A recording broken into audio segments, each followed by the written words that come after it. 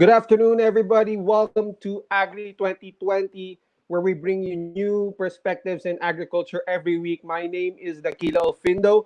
We would like to greet everyone a good morning, a good afternoon from wherever you are watching from around the world. We have an international audience here today because our topic is that important and our speaker is held in high esteem within the coconut circles. We are broadcasting simulcast via our Facebook page and on our YouTube page.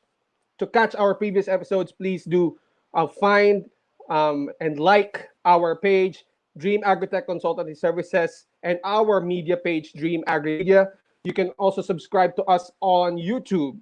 Find us there via the keywords Dream Agritech Services. So kindly tweet, post your insights, your learnings, and any interesting quotes that you might find during this webinar using the hashtag DreamAgri2020. Please kindly let us know from where you are in the world while you are watching the stream. We are encouraging you guys to ask your questions, and please indicate the country that you are from in the question. Please include it in the question so that we may address you and greet you properly. We encourage you to ask questions while the webinar is ongoing, and that we will try to answer as much as we can given the time that we have with our speaker. A reminder for those who will be needing e-certificates for this webinar, we will be requiring you to accomplish the post-webinar form. We will be posting the link later on the stream, and please do accomplish it by 8 p.m. tonight. So the deadline for the evaluation form is later tonight at 8 p.m. Late submissions will be issued a separate guideline by tomorrow. There will be an additional requirements to that for those who will be submitting late. And now I have the privilege and the honor to turn over the baton to my colleague here at Dream Agritech and Dream Agri Media, Mr. Jim Cano. Jim, take it away. Hi, Dax. Hello, hello. So, good afternoon to everyone who's tuning in from all around the world. I heard our speaker has endorsed and shared this webinar's announcement to the network of the international coconut community. So, we are expecting audience from different parts of the world, about 40 countries. And so, we have people from the Philippines, we have people from the Caribbean region, and from all other sites or other countries that produce coconut. So we have a very special speaker because Dr.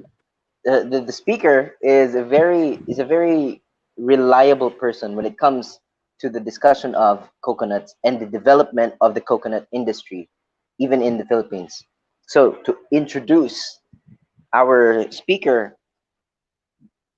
Dr. Pons Batugal obtained his BS Agriculture cum laude degree major in plant breeding and Master of Science major in horticulture from UP Los Baños. He took his PhD in plant physiology from the University of California at Davis or UC Davis in the United States of America. He has extensive experience in agricultural research and development for more than 50 years. He worked at Picard as Assistant Director of the Crops Research Division, Director of International Projects Division, and Director of Planning and Development Office.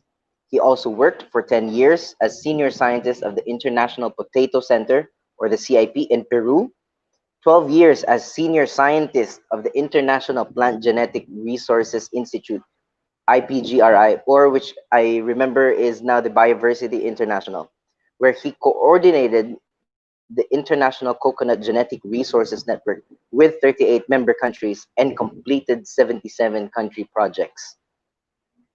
Current professional positions include President and Board Chair of the Farmers Community Development Foundation, or the FCDF, which is a non-stock, non-profit, non-government organization.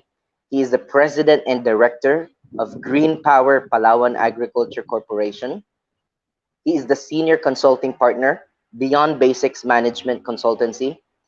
He is the chairperson of the Technical Working Group at the International Coconut Community, which is based in Jakarta. with 19 member countries. He is also the director and international advisor to the Papua New Guinea Coconuts Industry Corporation. If I yes, I got that right. Papua New Guinea (PNG), and a consultant. So his consultancy engagements include Philippine National Anti-Poverty Commission, the Zwelig Family Foundation, San Miguel Corporation, Two Degrees Incorporated by the with the Lucio Tan Group, United Nations Development Program or the UNDP, Oxfam GB, uh, the Australian Centre for International Agriculture Research or the ACIR with the Mindanao Horticulture Program. He's published and edited over 50 scientific professional articles on various research and agricultural development activities, particularly on coconut, white potato, sweet potato, and other horticultural crops. So he's received a lot of honors and awards, and he's published a lot on coconut. And some of the awards and honors that, just to build further how reliable our speaker for today is, I mentioned already that he graduated cum laude at UPLB. He was a recipient of the UP Cornell University Teaching Fellowship in 1964 to 1967. He also received the Rockefeller Foundation Fellowship from the UC Davis 1969 to 1972. And he was a fellow of the Environment and Policy Institute of the East-West Center in Honolulu, Hawaii in 1988. He's received best paper awards. He's been an honorary fellow, and he's also been awarded as the most outstanding agriculture with the most outstanding agriculture extension award by the Crop Science Society of the Philippines and the most outstanding development award by the Los Baños Science Community. He's also received a distinguished alumni award from the UP Los Baños in 1998. So without further ado, Dax, let's welcome, and everybody else, let's welcome to the screen Dr. Pons Batugal. Thank you very much, Jim and Dax. Thank you, sir, for accepting our invitation. Yeah. First of all, I'd like to thank you for giving me this opportunity to present this webinar and to be able to interact with the viewers so that together we can identify the challenges that affect the coconut industry globally and in your respective countries, so that we could probably recommend strategies to make coconut a dynamic and a sustainable industry. Yes, sir. Absolutely. That's what we need to hear right now, and I think that's very helpful also for especially like our country and all other countries that also are very reliant on the coconut industry. So Dax, do we still acknowledge the people on the comment thread before we give the floor to Dr. Yes. Batugal? Of course, I'd like to acknowledge the viewers who come from all around the world, about 40 countries maybe, and about 80 private companies with whom I'm associated with in one form or another. We hope that you could help us carve a strategy that can be translated to programs and policies. And we have also invited policymakers to attend. This includes the committees of agriculture and food of our Congress, Philippine Coconut Authority, the Department of Agriculture, and many research organizations around the world. So thank you very much. Thank you, sir. So we have people from watching from UPLB. We have Meina Umali. We have Sheila Kakatayan from Cagayan Valley. Hello, good afternoon. We have from Bulacan. Okay, so we have people also from Dubai, UAE. Hello, Yasmin Gonzalez. We have Ian Sobrecari from Davao Oriental. Maayong adlaw diha sa inyo ha. Also from Zamboanga City, Helen Empinado Padayogdog. Okay, hello. Maayong adlaw. So we have people from around the world and also the Philippines. We have people from Laguna as well who are joining us with you and wanting to hear you speak, Sir Pons. So without further ado, sir, let's have you start your discussion. Thank you. My Okay, topic I is, will. yes, please. My topic is way forward for the global coconut industry, and you might find commonalities on the challenges that you are facing in your various countries. But this is the summary of the world situation. I am speaking as president of the FCDF and chairman of the technical working group of ICC. And we hope that with this group of viewers, stakeholders, both public and private, we could help each other to advance the coconut industry and move it forward. The coconut world situation is something like this. The market is expanding mainly because of the high value products that are being produced and being accepted worldwide because of they are healthy foods. But the problem is the production is going very low. It's declining, partly because of the senility of our trees. They're aging and the yields are decreasing. It's about 20 to 50% in various countries. So in the Philippines, for example, you could see the increase in hectares, but the decline in yield. And this is unusual because it's partly because of the strong typhoons that hit the Philippines, Typhoon Yolanda, for example, and many other typhoons. And these problems are similar in other countries like the South Pacific and drought in the drier areas of the world. The desirable situation is a case where there should be a dovetailing of the market and production, that the production should equal the market demand. And this can be achieved by using high-yielding, resistant varieties and by using innovative and science-based technologies. So what is the world situation now? I'll discuss it in terms of the two major participants or stakeholder of the industry. This is the coconut farmer and the processing industry. The farmers are smallholders, 92% of them, 1 to 2 hectares. The earning is very low, is about $400 US dollars from Copra. And as you know, Copra price is low and unstable. In many cases, the farmer does not own the land that he tills. He is normally not considered bankable by the formal banking sector because his income is low.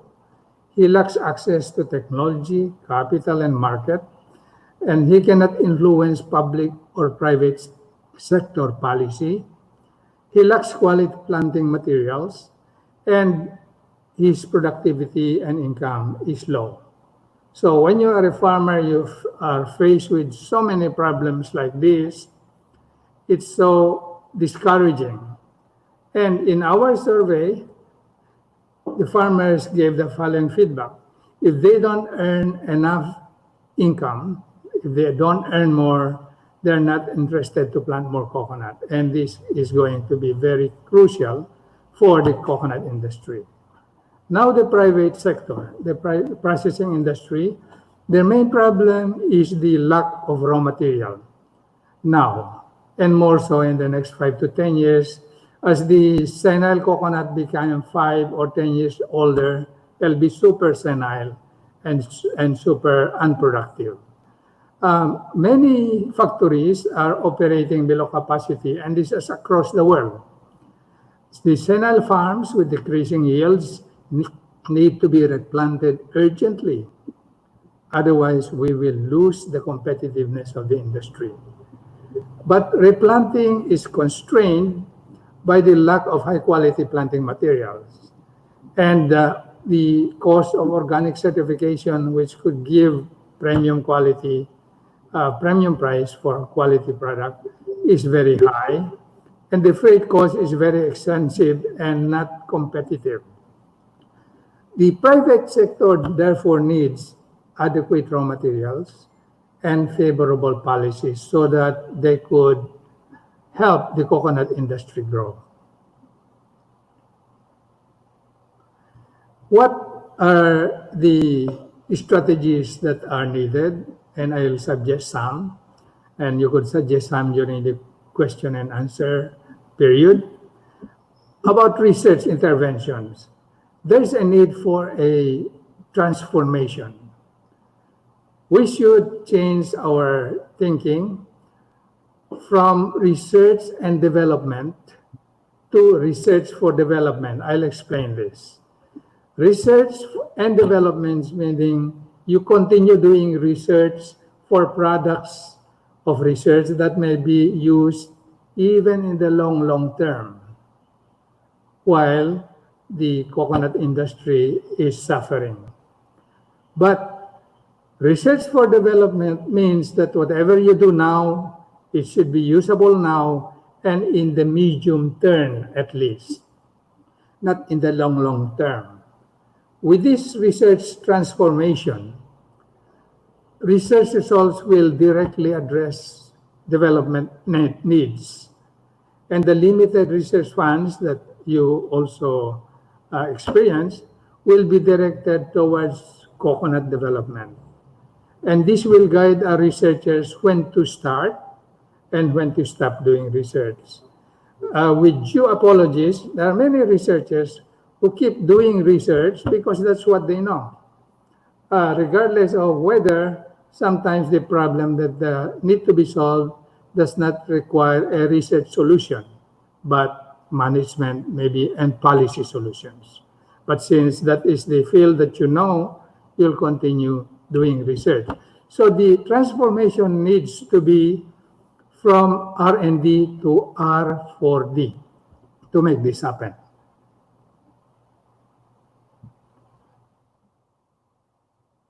Okay, what are the challenges, therefore, facing researchers? For helping the coconut farmer, he should see to it that he changed the situation about 180 degrees. The farmer is poor and marginalized in the Philippines. The coconut farmer is the most marginalized farmer in the country. He's not earning enough. His farm income is low and productivity is very low. The processing industry, what can research do to help them? It should help develop strategies to remedy the inadequate raw materials. The coconut industry sustainability is threatened because of this. And in fact, there's a sustainable coconut and roundtable group that is addressing this problem of lack of raw material. There's going to be a webinar on June 30, 2020. So I hope that you could attend that webinar as well.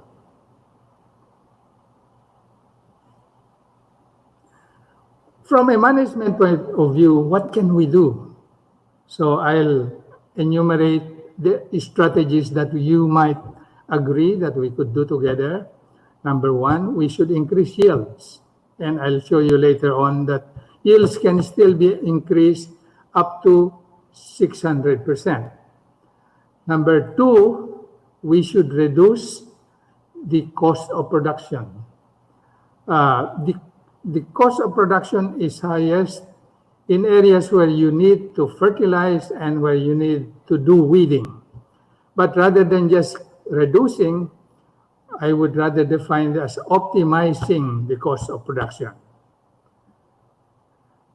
Third, we should reduce the field losses so that the coconuts will be allowed to produce as much as its genetic potential will allow. Fourth, we should reduce post-harvest losses. Sometimes we produce the fruits, we harvest, and when they reach the bodega, the warehouse, or the processing center, you lose a lot of these products. And I'll explain that later. Five, you should obtain a fair market price for the coconut. The present situation is that farmers produce a lot of copra because that's the only coconut product that they know how to produce. But the price of copra is very low and unstable. And the feeling is that there will be no income in coconut for most farmers, and there will not be enough income on coconut in the future for farmers. And I will suggest ways by which this can be addressed. The sixth is that we should make the projects socially acceptable.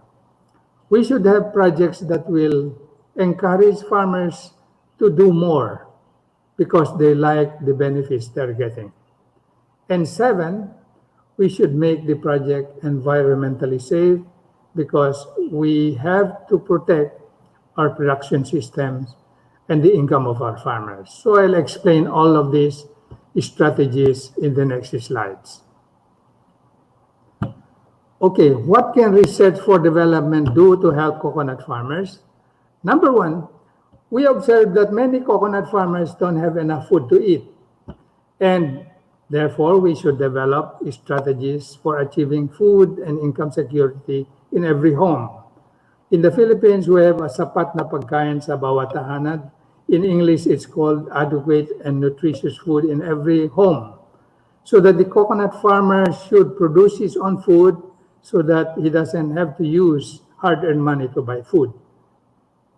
Second, we should conduct researches to produce and deploy strategies for increasing coconut farmers' productivity and income.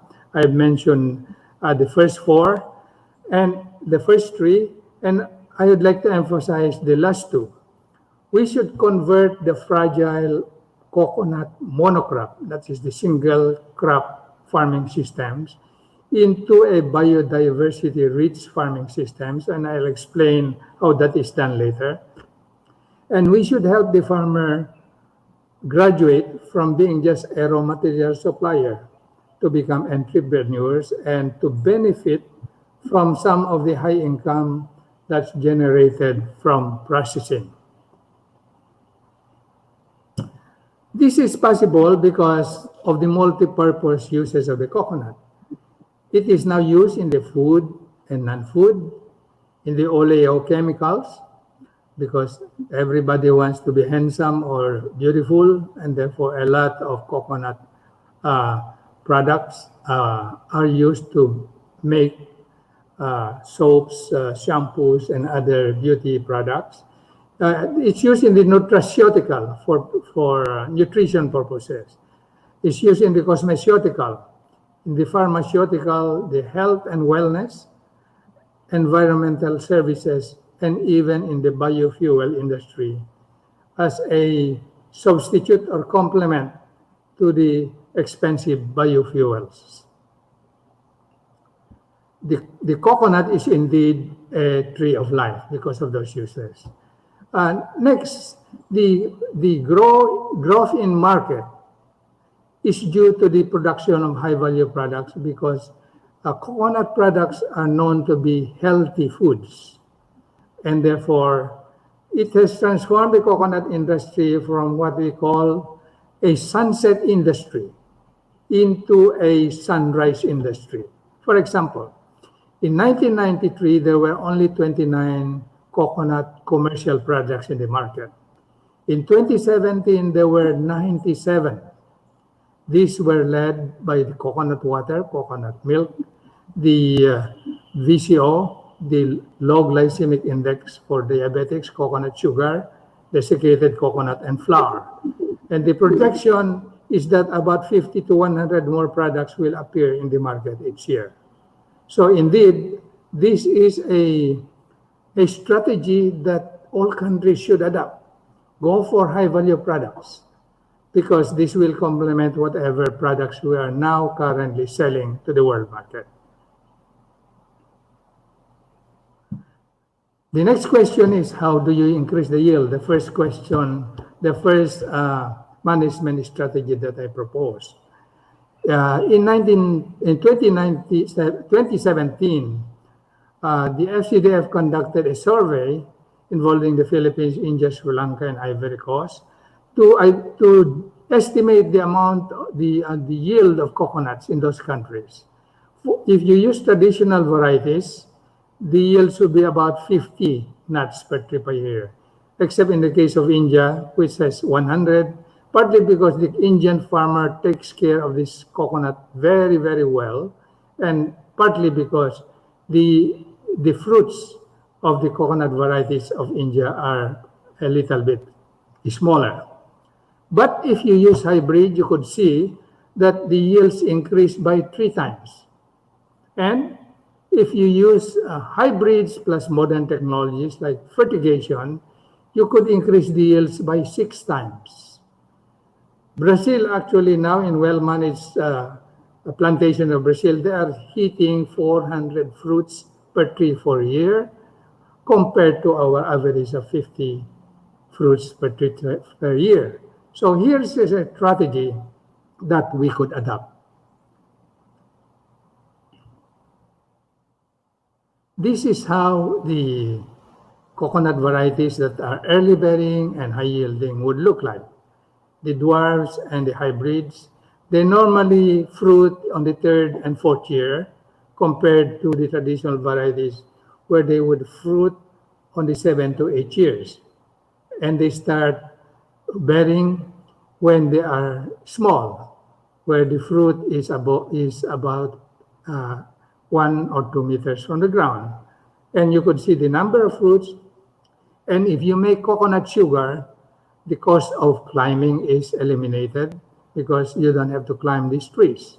If you sell young tender nut for drink, you could just see the potential income that you could generate if you grow this kind of varieties. Not only the yield, but aside from the yield, there are varieties that can give you higher yields of VCO. For example, the Philippine Coconut Authority PCA 15-2 would give you a yield of 756 liters per hectare of VCO and 72% medium chain fatty acid. Medium chain fatty acid is the component of the coconut oil that's converted into monolaurin and lauric acid, which are the major premium components of the coconut oil. PCA 15-3 gives you almost 1,000 liters of virgin coconut oil and about 63% of medium chain fatty acid. So there are varieties that are not good, only early bearing. They are high yielding, but also they are good for high value products. And so we can take advantage of this research and result.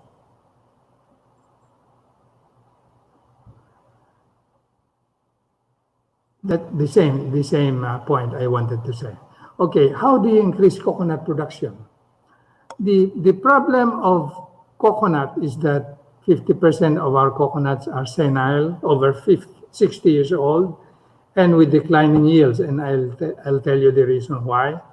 And more so in the next 5 years when our old coconuts become more old. And we need to replant 700 million aging trees yesterday. Not today, not tomorrow, but yesterday.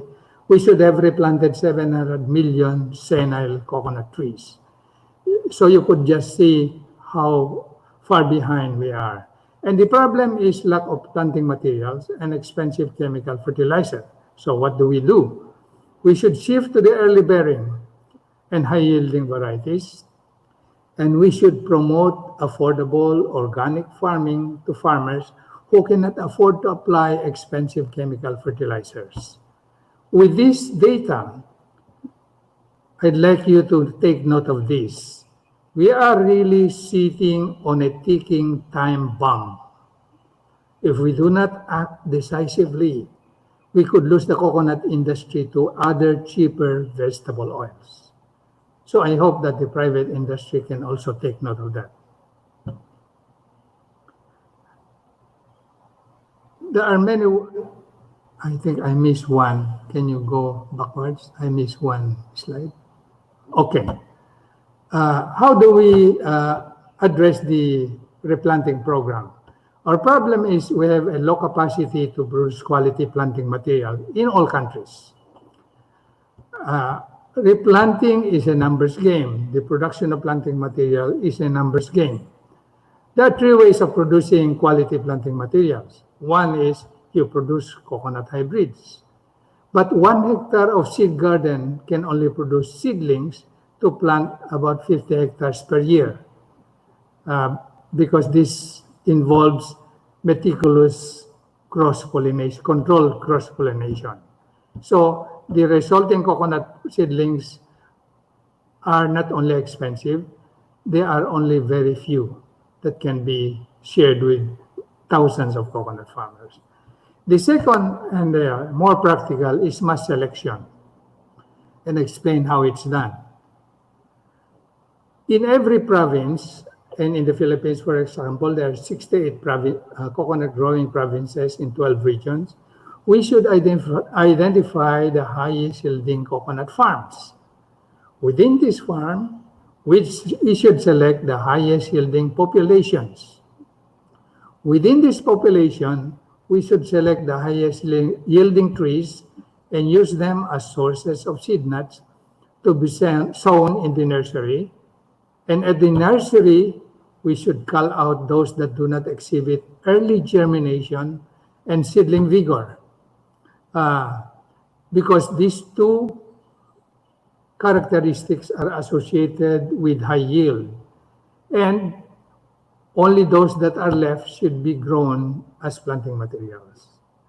The third option has a very big potential, the Mexican tissue culture technology. This technology, which uses somatic embryogenesis, for the non-technical people, you may not understand this, but don't mind that. The technology could produce up to 10,000 seedlings from a single plumule.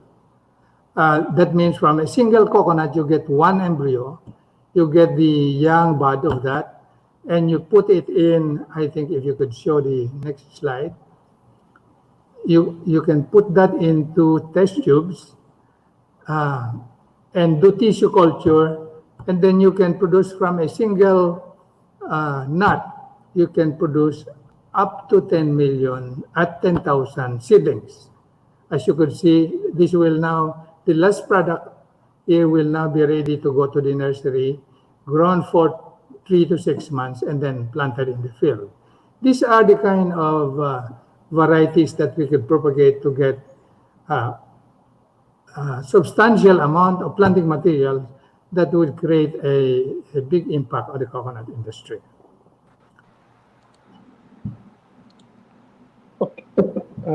Sir, before we proceed with the presentation, we would just like to take a short break and acknowledge those who are currently tuned in via our streams. So we have one from Negros Occidental, and he gave a comment, Mr. Adonis Cabiten. Some coconut farmers have stopped producing raw products like Copra due to lower prices. And then we have a question here from Betchay Esportino. Maybe we can answer it later on. Ilan varieties po ba meron ang coconut? And then we also have people watching from India. Mr. Anil Kumar Balakrishnan. Welcome to Agri 2020. And another comment here from Miss Janeline Idika Agbayani. I'm so amazed, and listening to you is giving hope and inspiration to do research. So, Jim, have you found or do you have your own questions so far, um, directed towards Dr. Batugal? Hello. Yes, I do have several. Dax, there's some feedback going on. Go ahead. Go ahead. Okay. So maybe you could do the wide shot, just so I could at least also see Sir Ponciano. So, all right. So, sir, I think I know there's a lot more questions, at least more slides for the presentation. But maybe before going further, and thank you also for introducing those strategies that you've mentioned. So we also have people from India. Another person from India just said he's watching from India. Where is he, Dax? Marine Babu? Yes, hello, Marine Babu. Thank you for joining from India. Sir, I think initially my question would be on the matter of the planting material, sir. What are the, or if you would answer this later, maybe we can skip this for now. But my question is, how can people access or avail of Philippine Coconut Authority or PCA hybrid varieties? I know. All you have to do is contact the Philippine Coconut Authority, either the agriculturist of your province, the PCA has a officer in his province, and in fact, in almost every town, or the regional director, or the administrator himself. They're very responsive to receiving requests, as long as they have the. I'll discuss that later. Okay, sir. Thank you. I think maybe this one is a little bit technical somehow, but just a question or at least an inquiry towards the matter of your, at least your point saying that we need to intensify the production of planting materials. Uh, Hypothetically, or if we say that there are number of sites that would intensify the production of planting materials or seedlings, is there any chance, sir, that at the nursery level a disease could come into the nursery and wipe out, all the seedlings in that way, just like how back in how many years ago there was for the adult or at least the mature trees, we've had the coconut scale insect wipe out a lot of the mature trees. Is there any such kind of threat as well if we do venture, or at least we encourage other Filipinos to venture into producing planting materials? Is there any such kind of threat? There are challenges, but there are now research results that can actually efficiently address those problems. Okay. All If, right, if sir. you're So interested, if you're interested, if viewers are interested, just send me an email and I'll send them some of the technologies that can be used, even to organically control them. okay, that's Okay, great to sir. know, sir. With your permission, we will be posting your email address, or can you give us?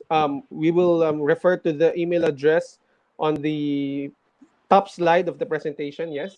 Slide, yeah. I put my Okay. email address so you can send me an email, and I and the Philippine Coconut Authority can address your questions together. Okay. All right. That would be great. Okay, so now we will Oh, I think we would just like to encourage again the people who are watching to ask your questions via the comment section here on Facebook and on YouTube. Kindly include the country that you belong to while asking your questions so that we can also address and also Dr. Pons can give context. Of course, there are different agricultural contexts to every country, and so that he can properly answer your questions as well. So that please indicate your countries when you do ask your questions, and we will give the floor back to Dr. Batuga.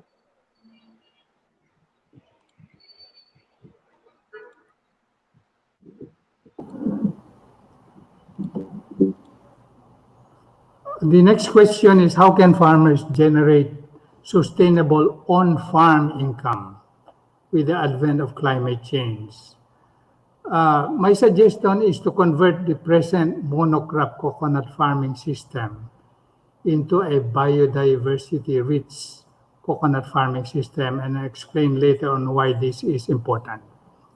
And the components of this conversion is to plant early bearing high yielding coconut varieties and hybrids, plant nitrogen fixing forest species as sources of fuel wood to save the forest, intercrop or mixed crop marketable vegetables and tropical fruits as additional source of income, raise free-range chicken or ducks for meat and eggs as I have shown in the 10-minute video presented before this webinar called Coconut Farmers Need Not Be Poor.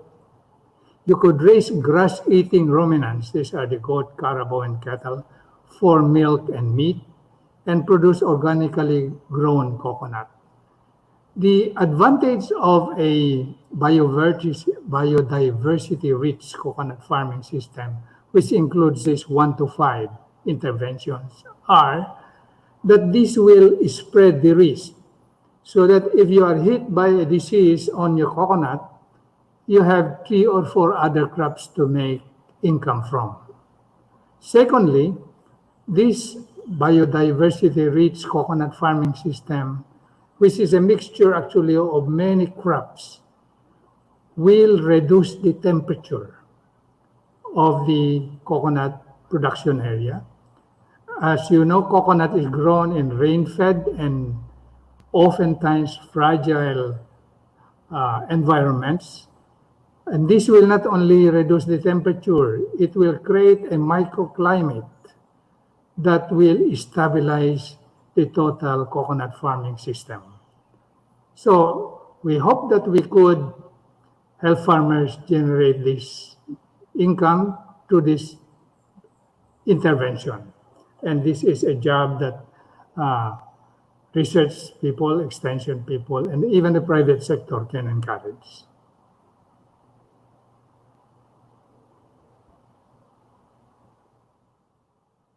Next, please. Examples of intercropping.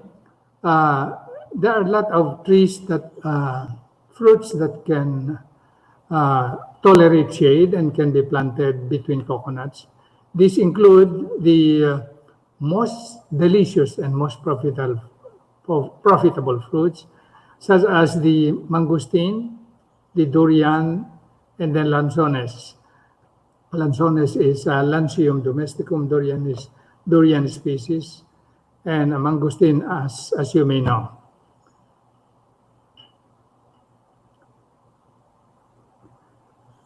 The other strategy that I propose is to reduce the production cost by applying affordable organic fertilizers and soil ameliorants. I'd like to explain that farmers actually now are producing organic coconut by default. By default means that even if you want to apply chemical fertilizers, you cannot do it because you cannot afford to buy expensive chemical fertilizers. So this is already being practiced by farmers. But the problem is the coconut extract huge amount of nutrients which need to be replaced. Otherwise, the yield will decline, as we are experiencing now. And I will present evidence in the next slides why this is happening. And we need to apply organic fertilizer and soil amendments. Can you go back to that one, please? Go back to the previous slide.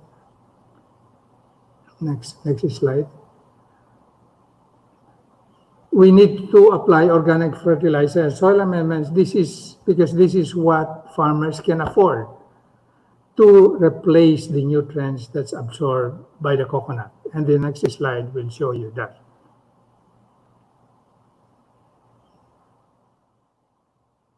Next slide, please. If you see this table, that the coconut, can you go back to the previous table, please? The coconut extracts a lot of nutrients from the soil.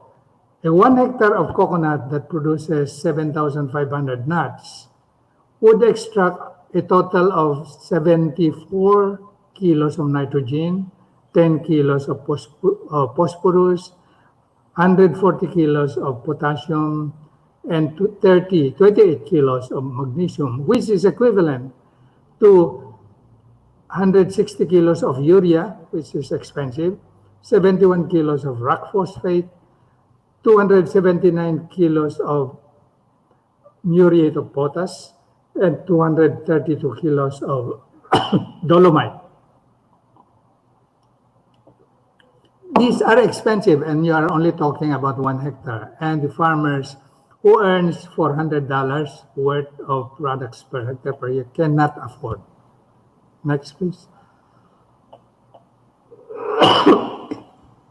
So, it is recommended that farmers use affordable organic fertilizer and soil amendments if you cannot afford to buy expensive chemical fertilizer. What are these? Number one, you practice cover cropping. The cover crops that are normally used are the Centrosema, Colopogonium, Stylosantes. But these cover crops dry up during the summer. The leaves dry up, and it could cause fire. In addition, they don't fix nitrogen from the soil, from the air into the soil, as much as Mucona bractata.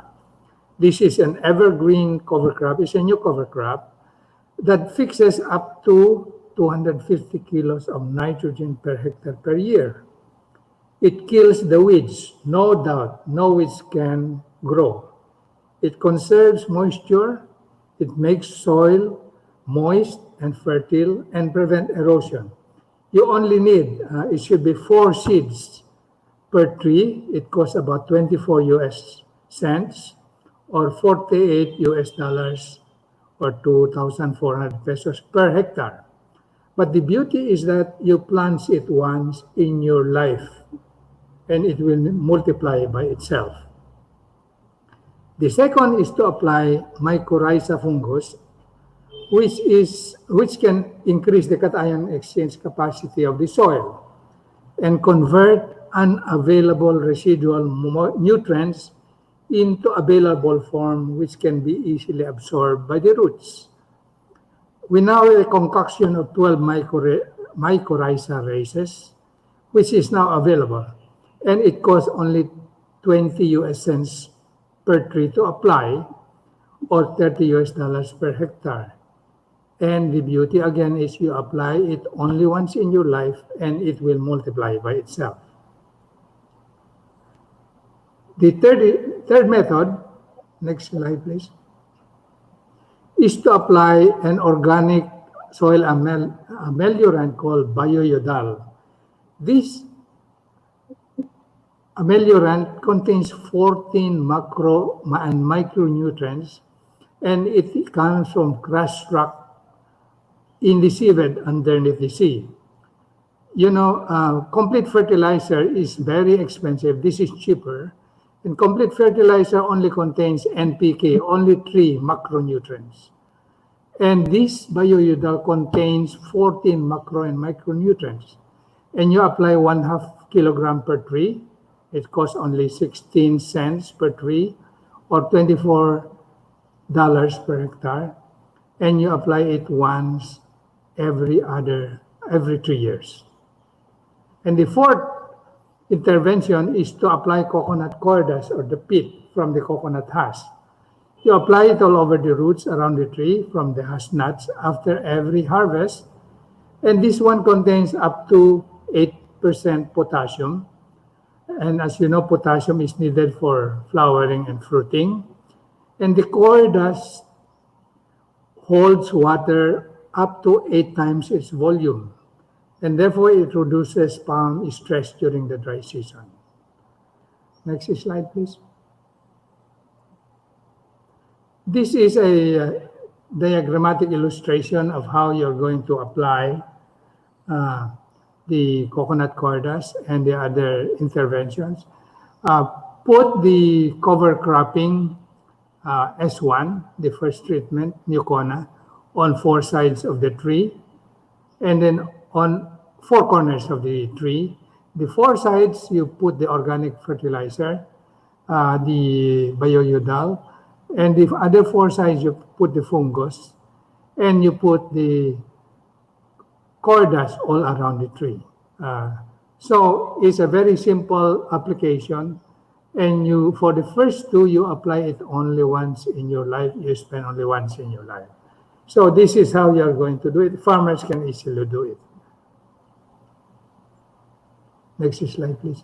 This is how the Mucona bractata looks like. We are now using it on oil palm. We are also using it on rubber. And we are starting to use it on coconut. You could see hardly any grass grow. Not a single grass can grow. It is modest grass. But of course, in addition, it fixes 250 kilos of nitrogen per hectare per year. You know, the most expensive cost of plantation management is weeding and fertilizer. This Mucona grass bractata addresses both.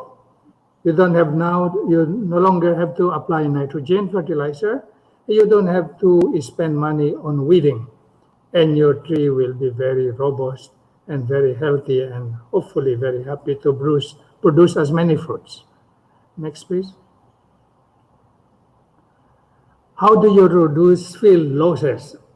You should practice integrated pest management to control insects as Brontispa on the left and coconut scale insect on the right. And the emerging insect now that is causing so much trouble in many countries, including the South Pacific, is rhinoceros beetle. And there are integrated pest management. Some of them are organic methods that can be used to control this. And for those of you who are interested, you send me an email. I'll send you the technologies. Next, please. Next, okay. Also, you have to control the diseases. The most dreaded disease of coconut now is found in Africa and Latin America and the Caribbean. This is the coconut lethal yellowing disease, which if it strikes the plantation a period of 6 to 12 months, it's gone. And right now we're looking at genetic resources to look for resistant varieties to address this problem.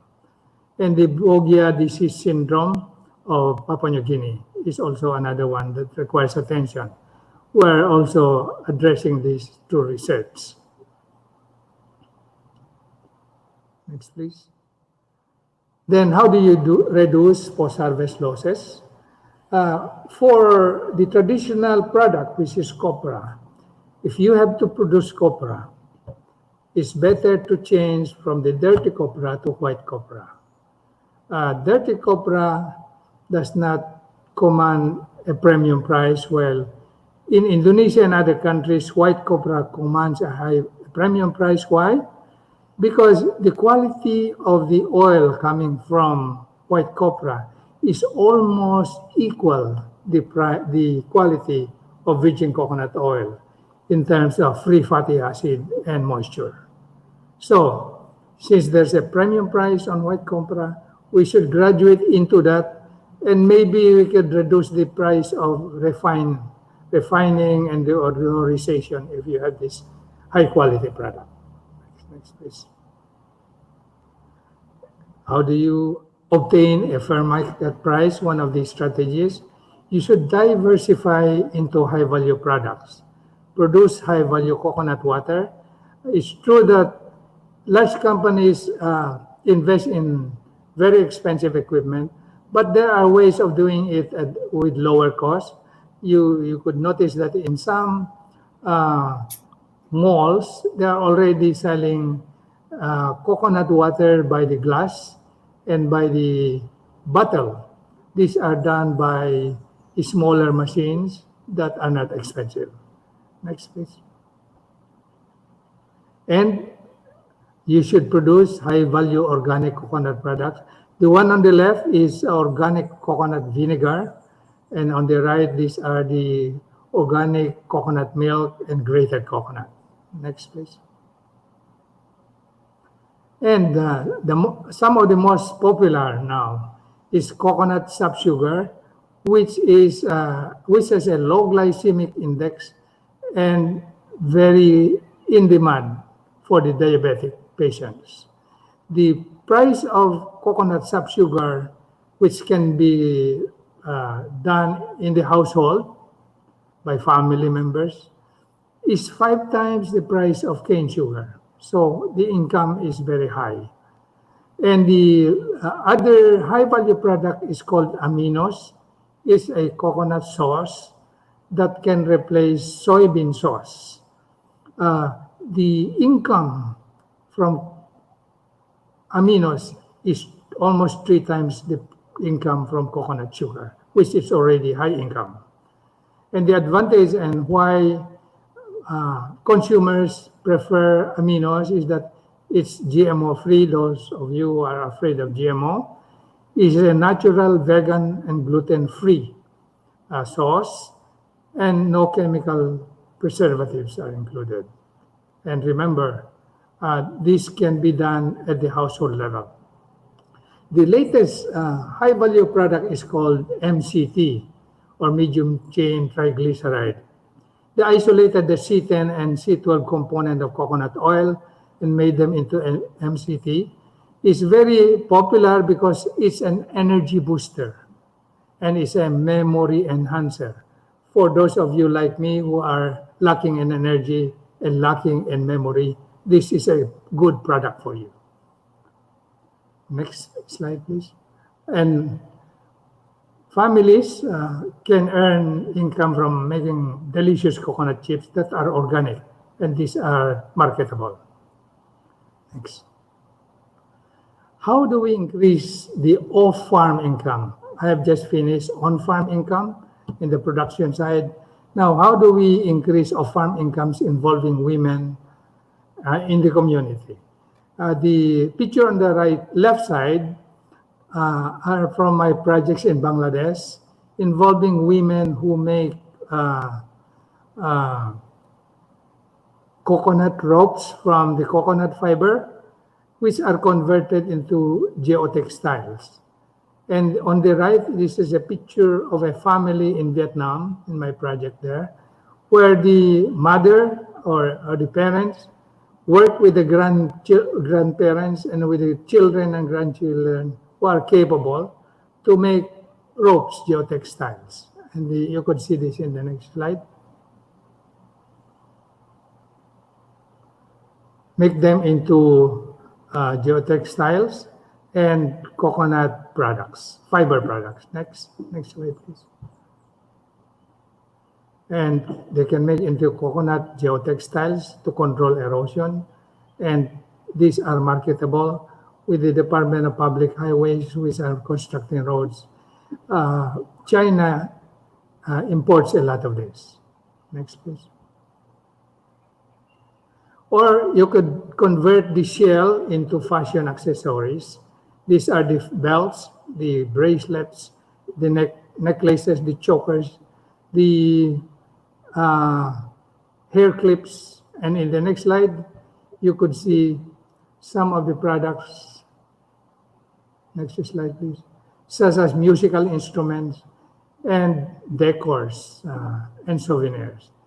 If you put the fashion accessories and these decors and souvenirs, these are very good products that can be made by housewives and out-of-school youth.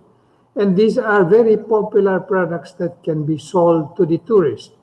So if you're planning to put up a coconut-based ecotourism park around your tourism destinations, these are very profitable products that can be sold. Next slide, please.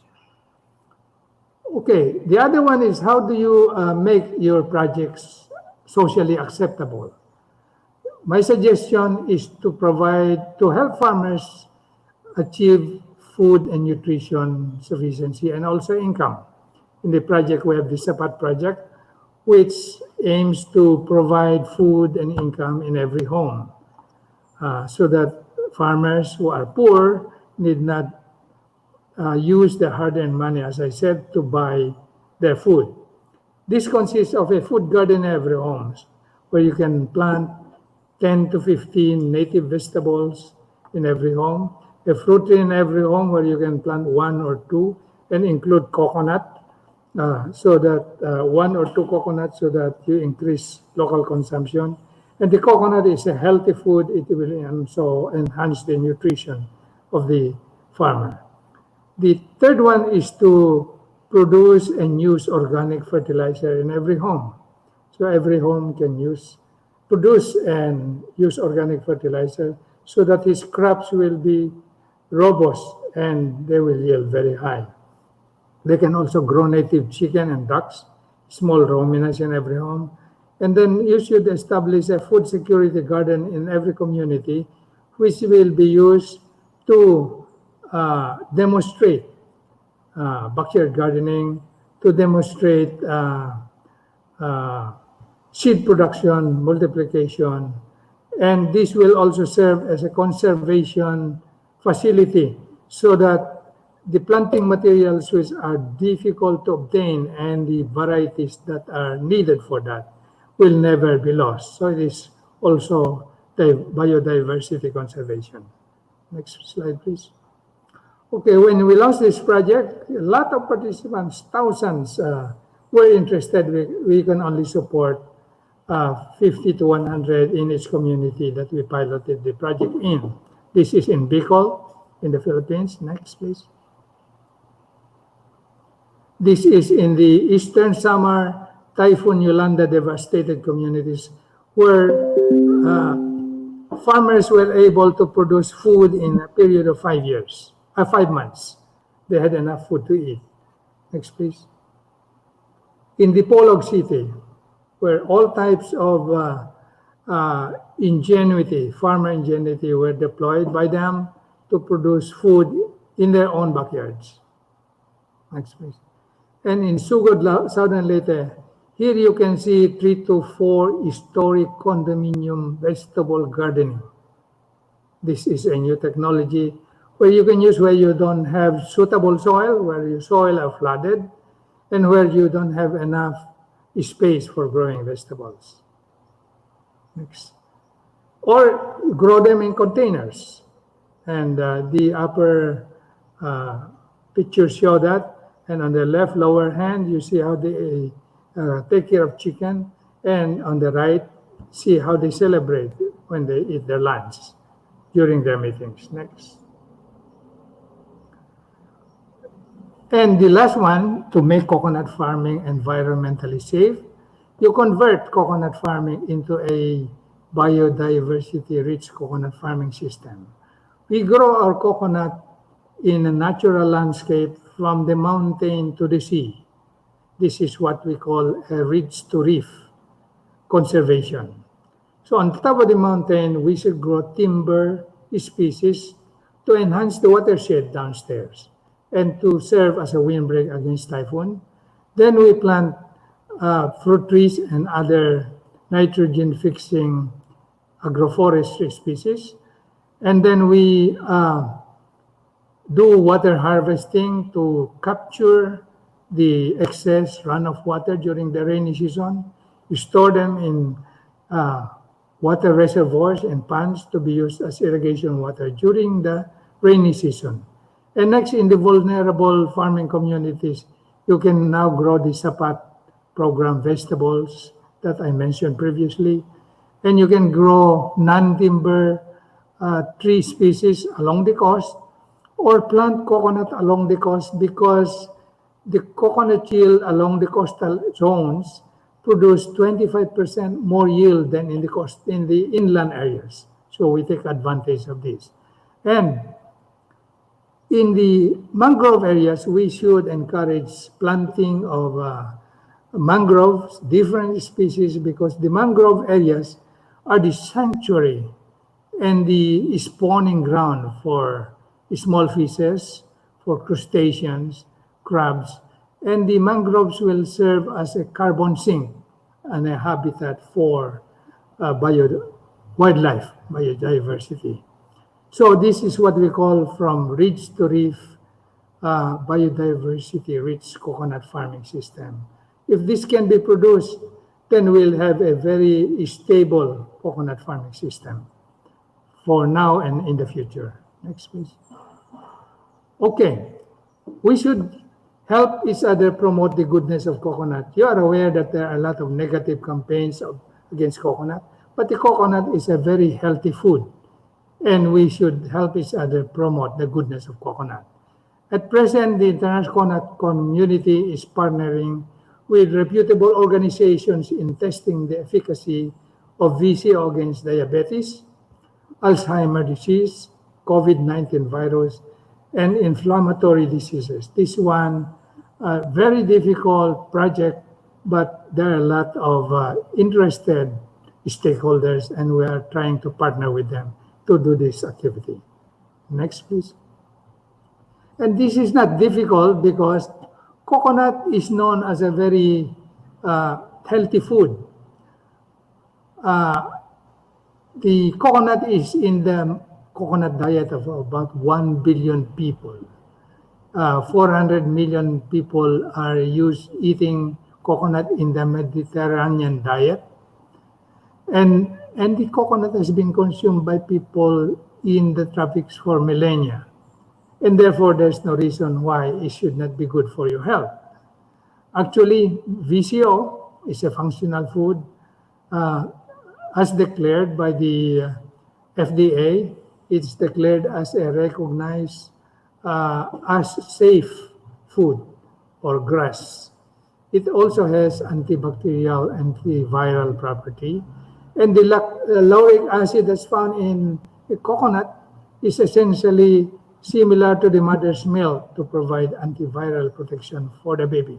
So with these two slides, we hope our stakeholders can help promote the goodness of coconut in your respective countries and around the world. Next, please.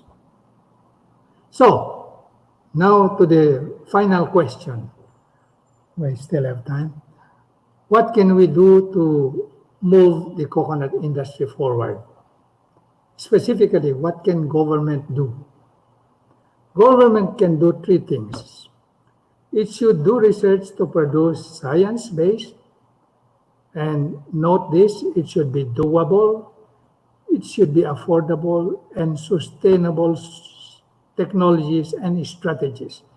That is the output of research for development. And convert them into programs and policies to help the farmers and the coconut industry. It's a tall order, but government has to do this because government is supposed to produce public goods for stakeholders.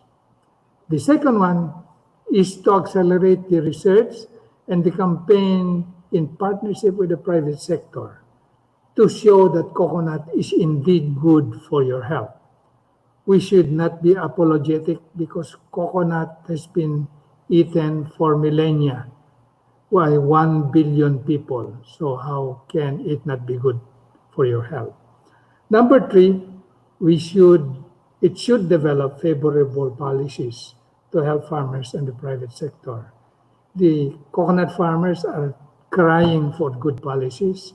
The private sector is crying for good policies, and government could do a lot to address this intervention. What can the farmers do? It should adopt science-based and doable technologies and strategies. And it can only do this if they are affordable and sustainable. And if it can increase their on-farm production and their off-farm income, which is contained in the second one, the farmers should proactively participate in livelihood projects involving women and other family members to increase their on-farm income, off-farm income. And farmers should make coconut farming climate resilient and environmentally safe. This is what we should help the farmers do, and we are proposing doable, affordable, and sustainable technologies and strategies. There's no reason why they will not adopt. I think I missed the area where the private sector. Can we go back to one slide on the private? What can the private sector do?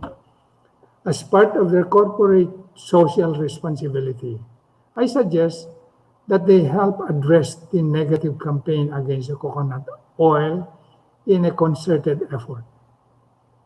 Second, they should help farmers obtain a fair market price for their coconut harvest. For example, farmers are being offered about 20 cents per coconut fruit. But this price goes if the private sector sells it as copra and coconut oil. But even if they sell it as virgin coconut oil, glycemic index, low glycemic index coconut sugar, or high value products in general, sometimes they still buy at the copra price, which is very low. I suggest that, number one, for example, the private sector, instead of buying the coconut sap from the flower at a low price, they can help the farmer convert the coconut sap into coconut syrup and buy the coconut syrup at a higher price and make the coconut sugar from there. Then it will save them the problem of having to look for climbers to bring down the coconut sap. At the same time, give the farmer a higher return, because instead of selling low price coconut sap, he'll now be selling a higher price coconut syrup, as an example. The third, we should help transform coconut farmers from being a supplier of raw materials to entrepreneurs through farmer associations and small and medium enterprise support. And if the private sector can do that, the farmers will be very happy and they will protect the processing company to whom they normally sell their product. Then, a very important activity that the private sector can do is to help in producing quality planting materials for the replanting program. This will ensure that they will have adequate raw material supply over the long term. And five, they should promote programs to make coconut farming socially acceptable and environmentally safe. So those are specific suggestions that I have for what research or the government can do, what the private sector can do, and what the farmers can do. They are very specific, and I think if we put our heads together, we can make them doable. The next slide first. Okay, the next slide is my summary and my concluding remarks. What can we do together to make or to move the coconut industry forward? The government, the private sector, and the farmers should get their acts together.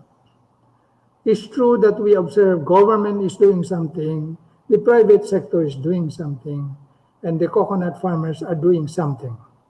But these are not done in a concerted effort to make sure that we avoid unnecessary duplication, that we promote complementation, and we promote energy, so that together you'll have a more substantive and beneficial result.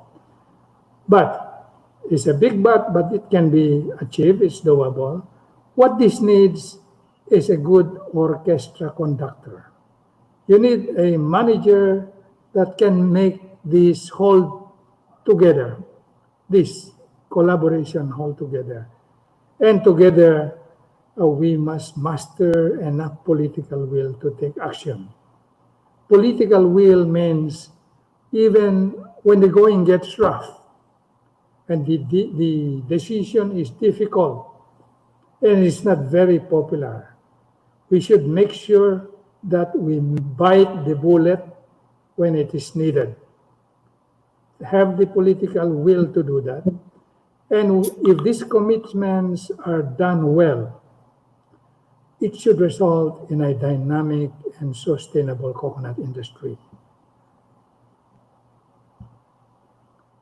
Next slide, please.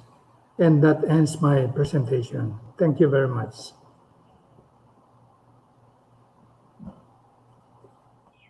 Thank you very much, Sir Pon.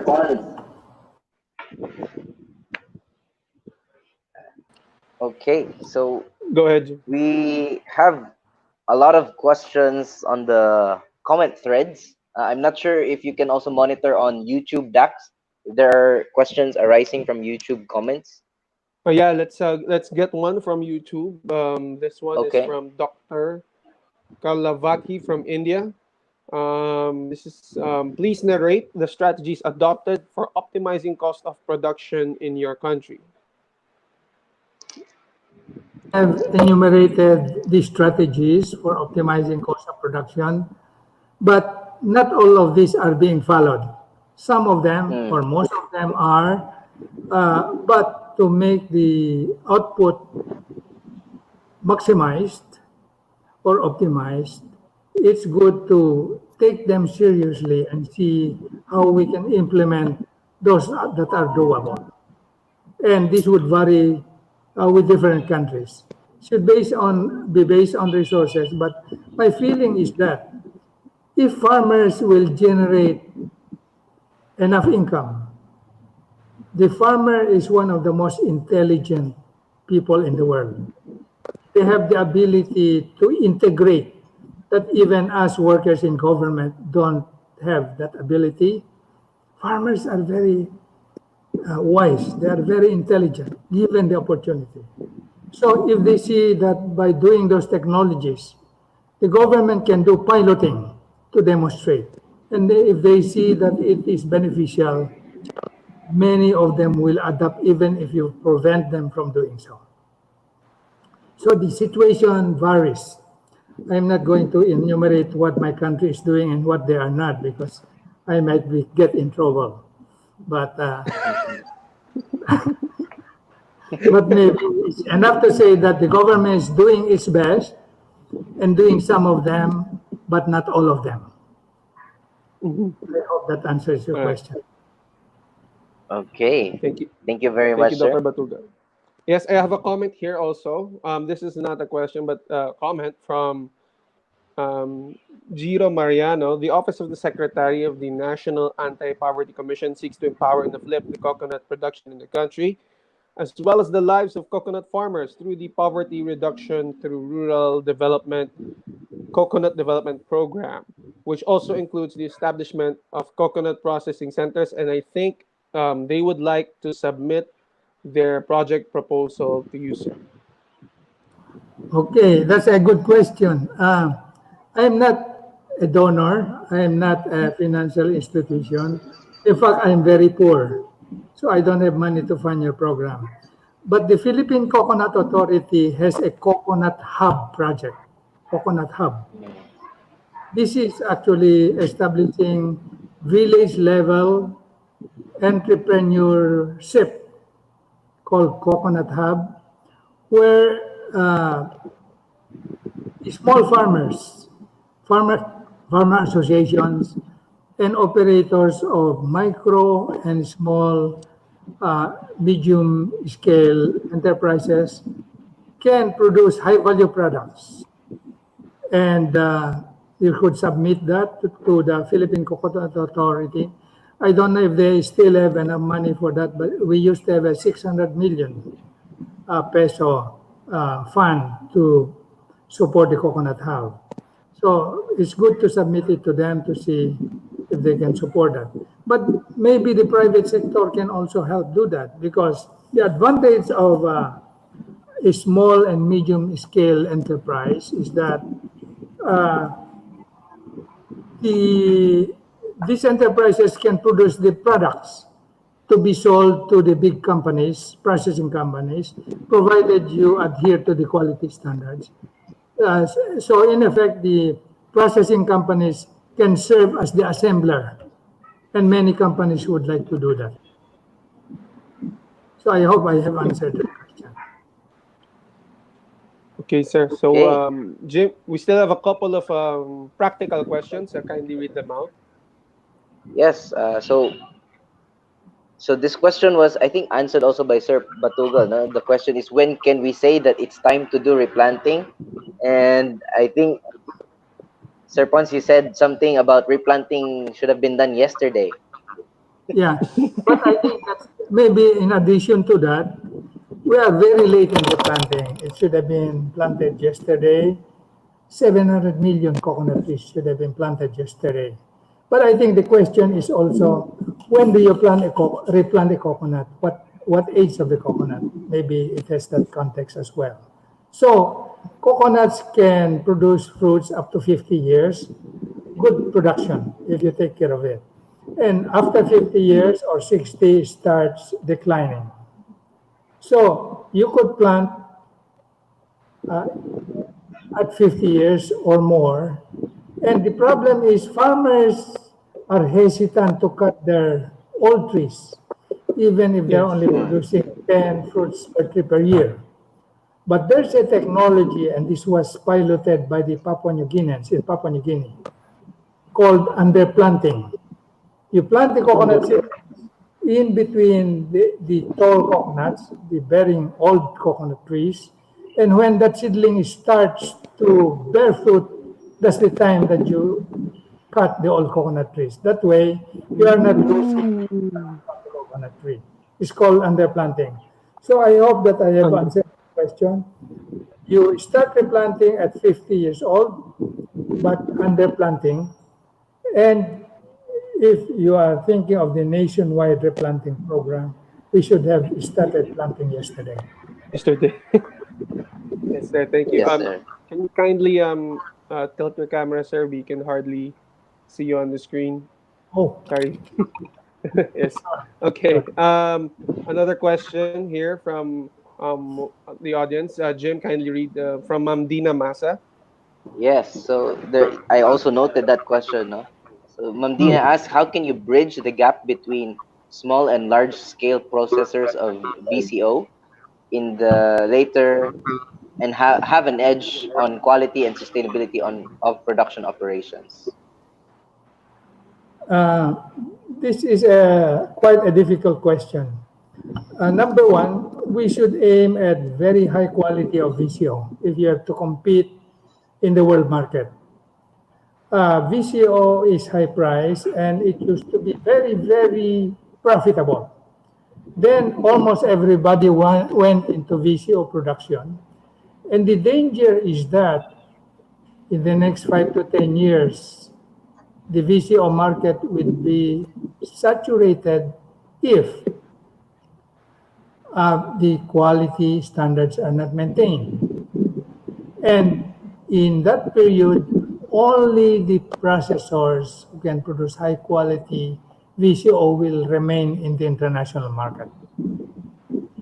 But of course, there's still a market locally for various purposes that don't require very high quality VCO. But just as an illustration of how the private sector might be able to help the farmer produce high value products. In the case of VCO, I've been asking researchers to do this. VCO quality is based mainly on moisture and the level of free fatty acids. Okay. Mm. You can produce VCO cheaply through the fermentation process.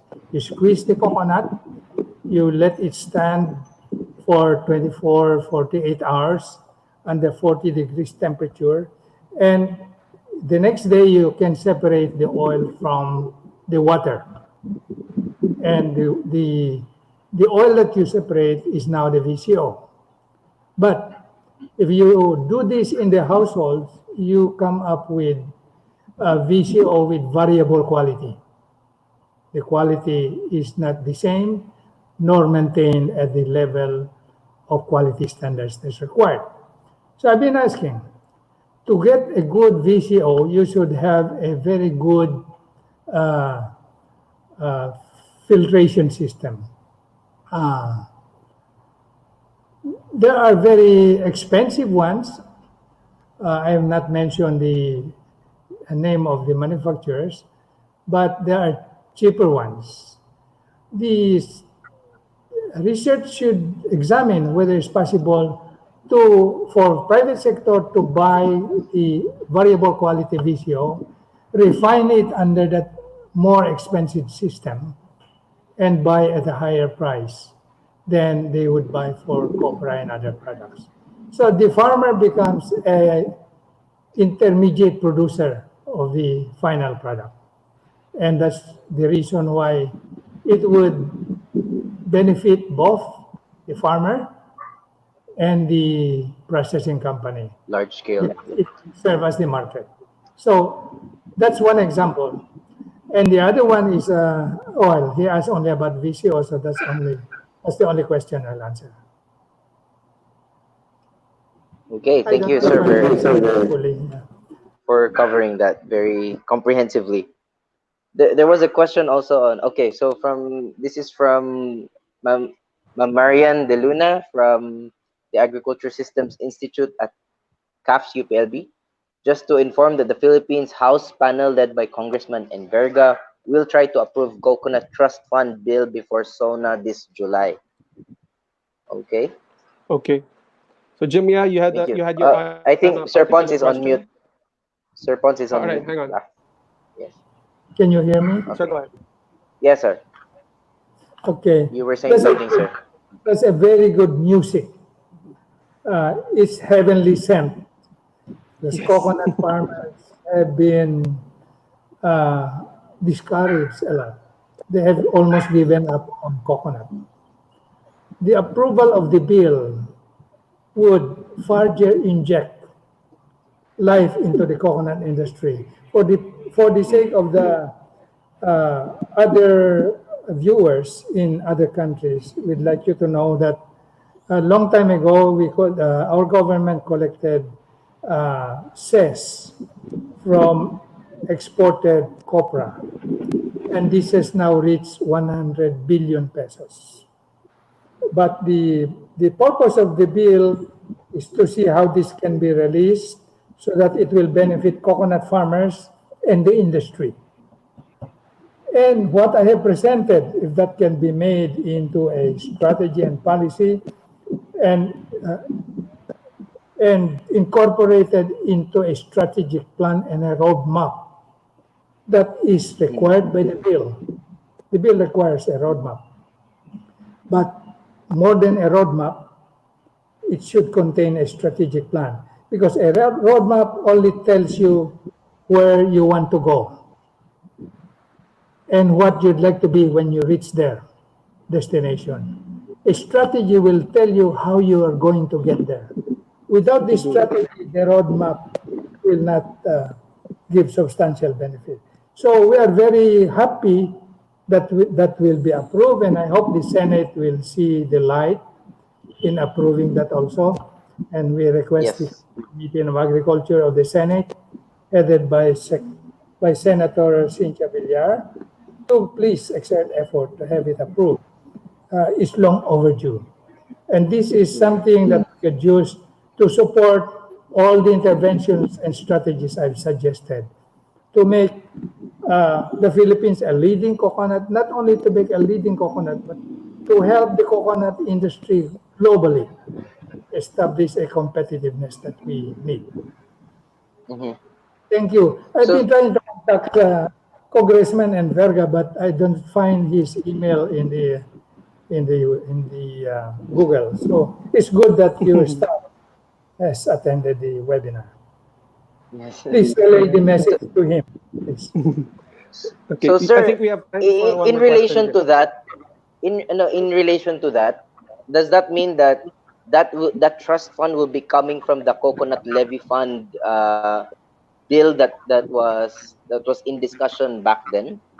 Yes, it's been 5 years that we've been discussing that, and farmers have started to doubt the sincerity, actually, of government. But I think there's a resuscitation of that effort, and we wish all our congressmen and senators and the president, good luck. We hope that will make the political will should be exerted. I hope that they will make it happen this time. Indeed. Okay. Okay, That's, Jim, we have do you time for still have one more any question. question? Okay, I think there's Uh, a practical question. If you, I mean, I from saw one from Bonifacio Fernandez asking okay, I'm trying about what, to look for that. it's something about the question on the mucona cover crop, sir. If the ruminants can also eat that. The present one is not edible, but we are developing an edible one. But the Oh, variety produces so many leaves and vines that it can actually be used to make organic fertilizer. Mm. It's a little okay. bitter, and that's why the insects don't like it and don't are not attracted as an alternate host. And but we are researching, identifying varieties that ruminants can eat. Okay. Okay. So, sir, maybe And so, sir, related to that as well, just a practical thing as well. Assuming you have the cover crop uh, below the coconuts, can you also clear? Can they grow simultaneously? Also, if the farmers grow cash crops with those cover crops side by side, there's Yes. no negative whatsoever, or at least Yeah. interactions among.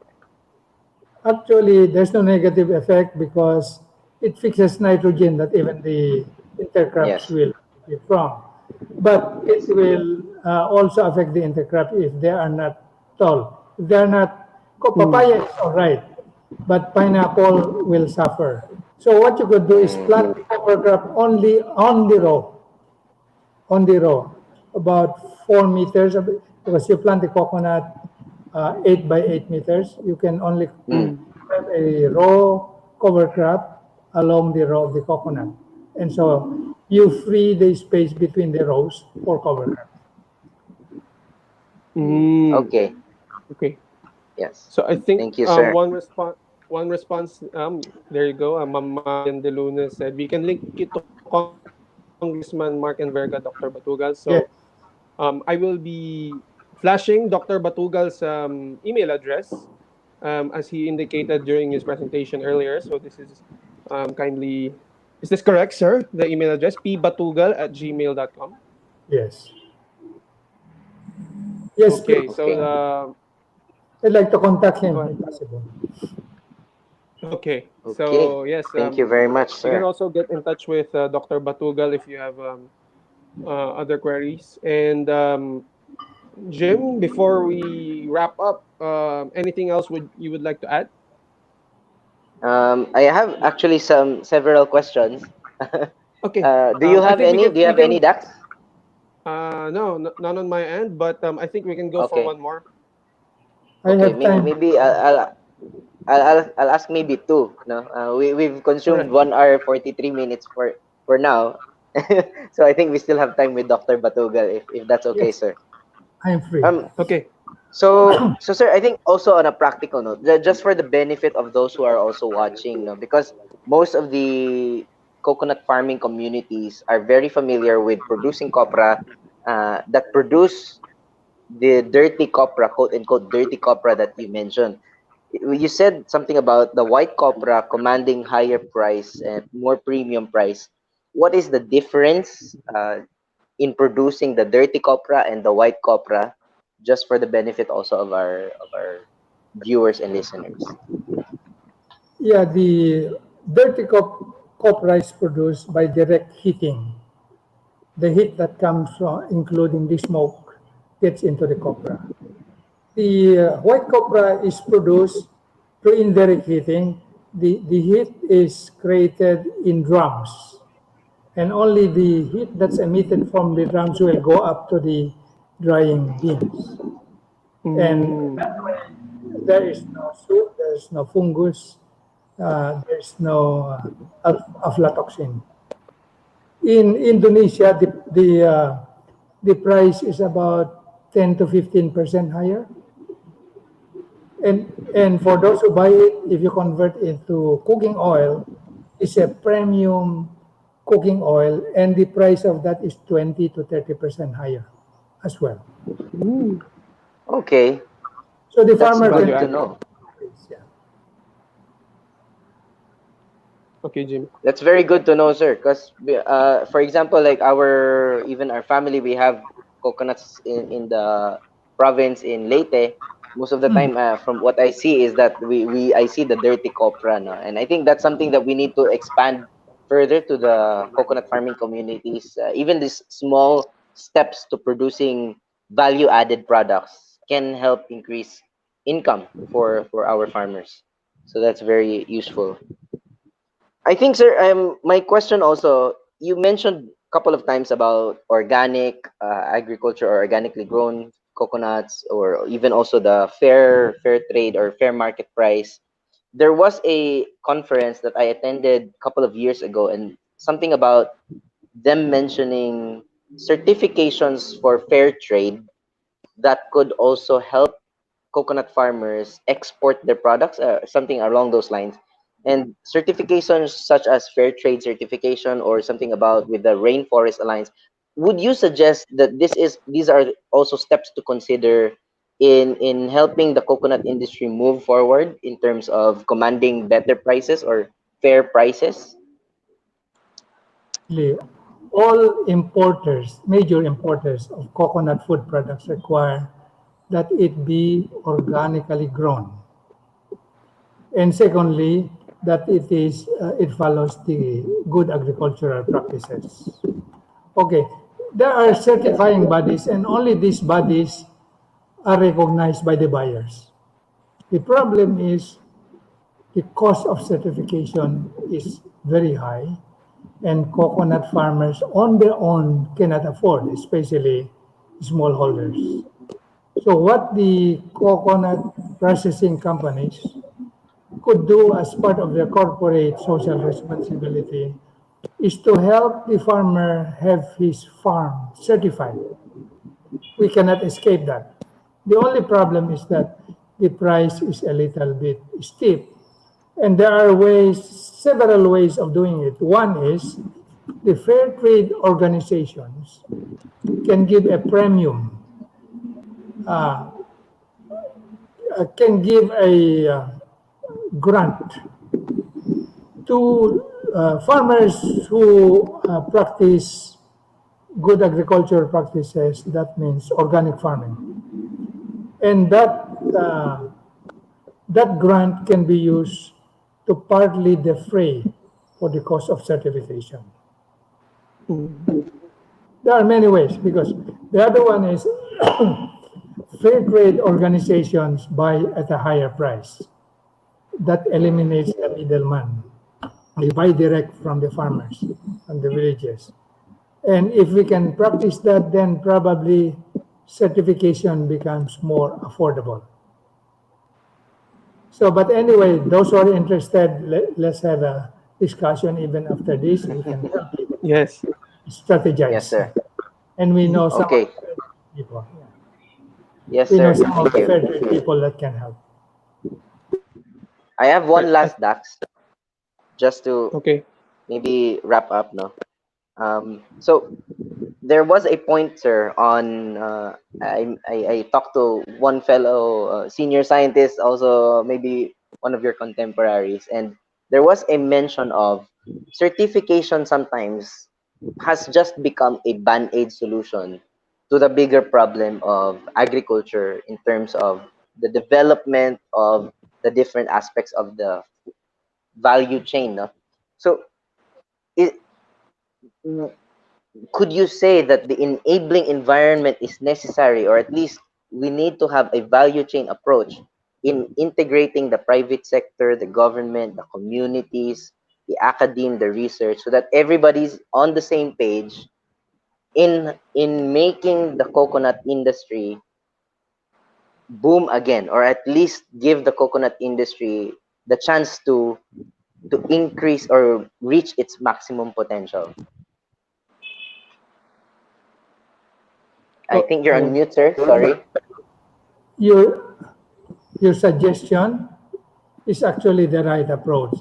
the problem is, as I mentioned earlier, the government, the private sector, and the farmers don't work together as much as we'd like them to do to maximize the benefit. Sometimes they work independently, and especially if they meet problems or challenges as they practice these strategies. And the problem is people or the sectors who have the ability to address these problems sometimes retreat. When confronted with a problem, uh, in many countries, they are very good in identifying all the reasons why it cannot be done, instead of exerting all their effort to make it happen. So it can be done. That's why I said we need to have the political will to do what is needed, even if it's difficult, to bite the bullet if needed, so that things will happen. But your suggestion is the right approach. We hope that with the coconut levy fund, if it's released, there's plenty of money to do all the things that I have presented, including your suggestion. We have to work in a concerted effort. But I was telling you, you need a very good orchestra conductor who is not only interested, whose vision is not only in his heart, in his mind, in his lips, but should also be in his soul. Because many leaders can do it when the going is normal, but when the going gets rough, only those who have the passion to do it will stay. I think those Such are very good closing remarks also from Dr. Batugal. Yes, thank you, sir. Sorry if I offended anybody. It was not my intention. All right. So Okay. to wrap it up, sir, we have a tradition here on our shows on Agri 2020 and on our show Agri Kaba. So we take time to greet the people or address the people who are watching right now before we wrap it up. So if there's anybody or persons or um, groups that you would like to greet and just say hello to, you can take the time to do it now, sir.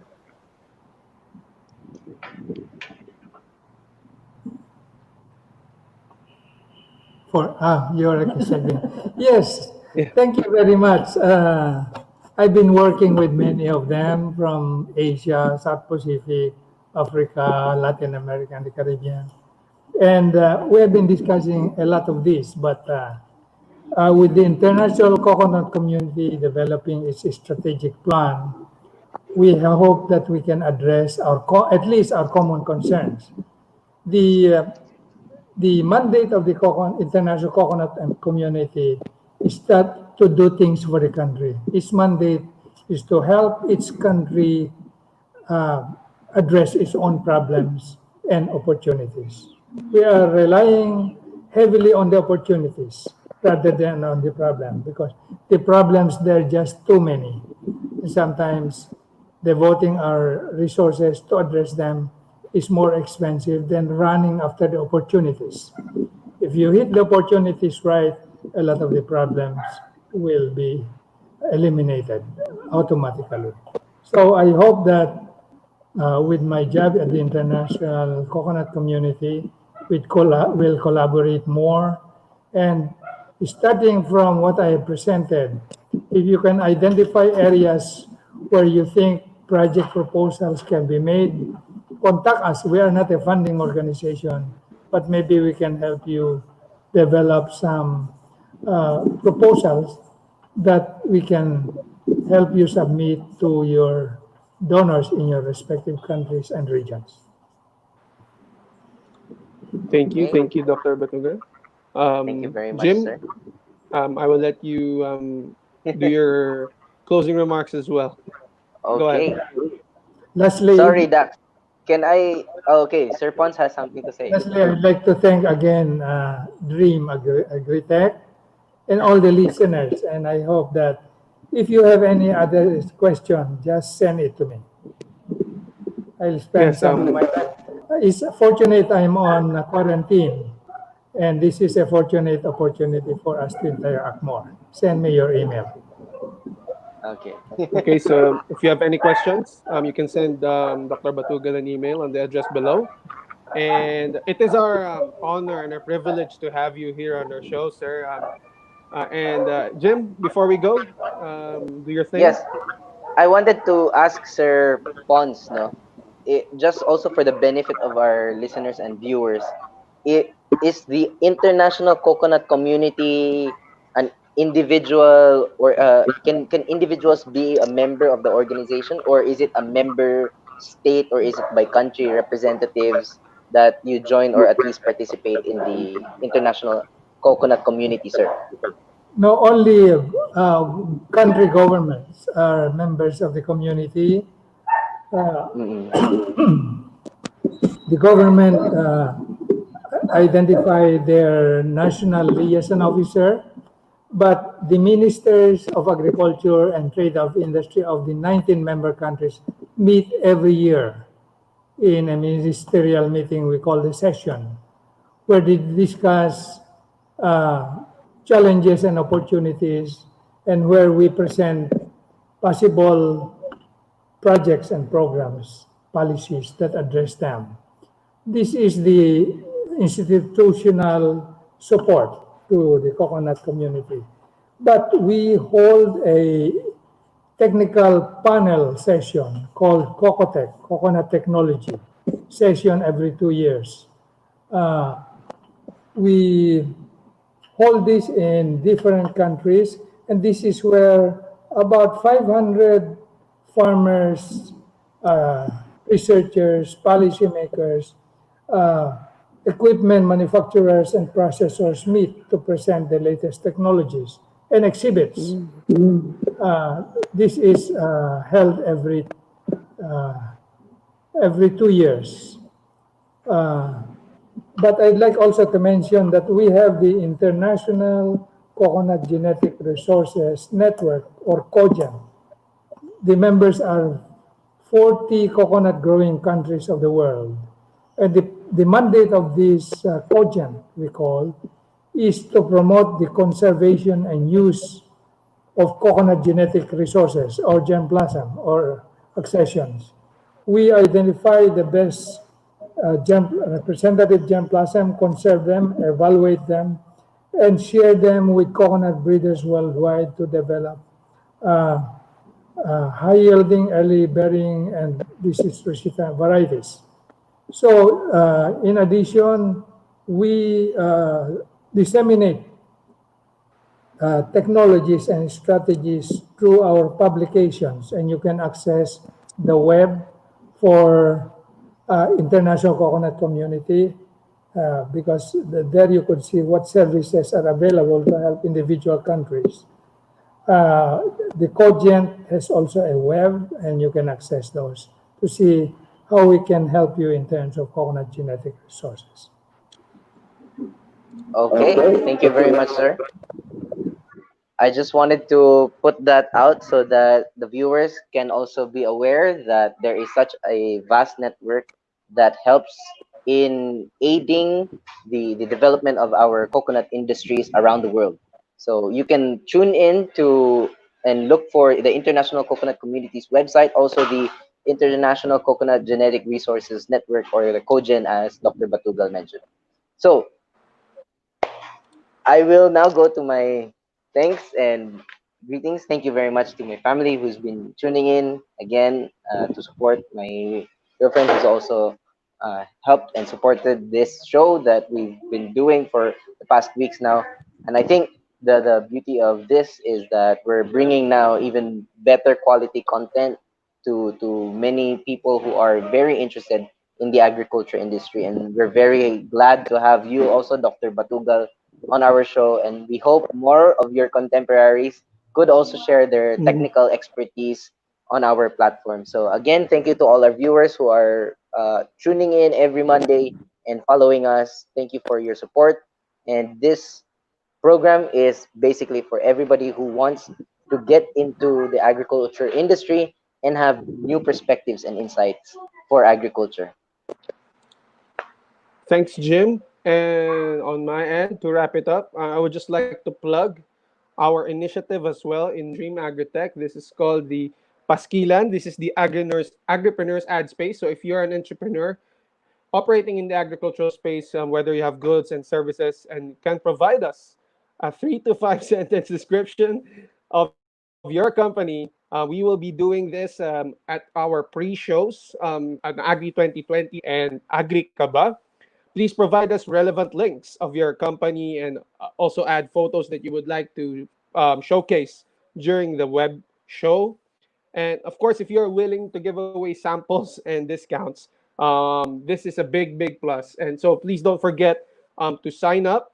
Visit dreamagrotech.com and find your way onto the Paskilan sign up page. So please take note of that. And for the benefit of those who are looking or are awaiting their certificates, please log on to dreamagrotech.com/coconuts.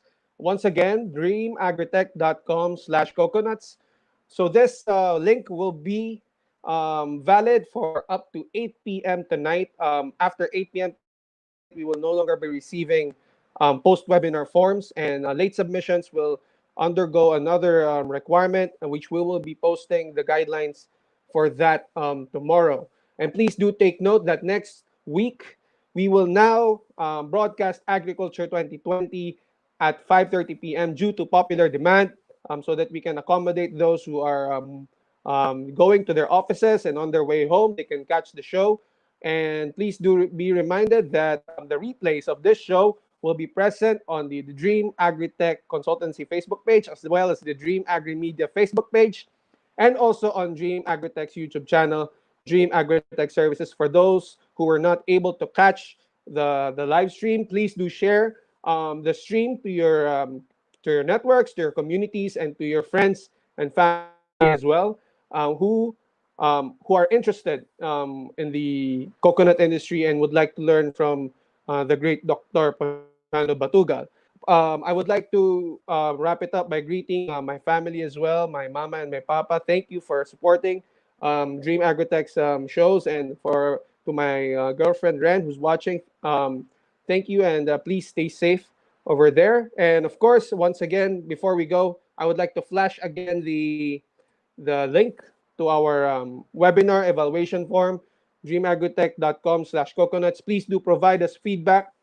This helps us improve our shows, and this also helps us provide you with better content each and every single week. So please do reminded that we are now gonna be on 5:30 p.m. on June 22, 2020, and for this week we have no episode Agree. of Agrikaba, but please do tune in. Please do tune in on Wednesday morning here in the Philippines, as we have been invited to join a special webinar on the Balik Provincia Agribusiness Programs for OFWs in the Americas in celebration of Filipino Migrant Workers Day. Our main speaker will be Dr. William Dar, the Department of Agriculture Secretary. Remarks will be given by our ambassador to the United States, the Honorable Jose Manuel Romualdez, and three of us from Dream Agritech, yours truly, and Jim Cano, along with Justin Paulo Interno, will be speaking on how Dream Agritech can help OFWs invest in agriculture, along with our food security ambassador, Mr. James Reed. The session will be moderated by our agri attaché to the Americas. I'm sorry, Dr. Jocelyn Havelosa, PhD. So, in behalf of, hang on, sorry. This is In 8 behalf, a.m., right? this is 8 a.m. So, in behalf of Dr. Ponciano Batugal, Jim Cano, my name is Dakila Olfindo. We will see you 5:30 p.m. next week here on Agri 2020, New Perspectives in Agriculture. See you guys.